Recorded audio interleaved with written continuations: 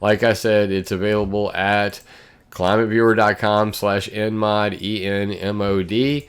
And what you'll see is a PowerPoint presentation that takes you through. This is what I carried with me to the weather modification conference at the AMS, and presented this to multiple scientists. Explaining to them that we need transparency and verification. We need to know before you modify the weather why you're doing it, so that if you hurt people, you can be held accountable. And then we need to verify whether people are telling the truth.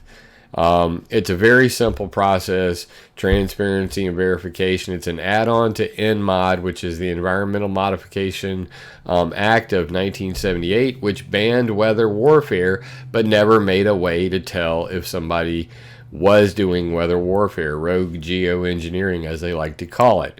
So rogue geoengineering, you may not have heard this term, but it's already in the discussion for the 2020 elections. To be trapped in your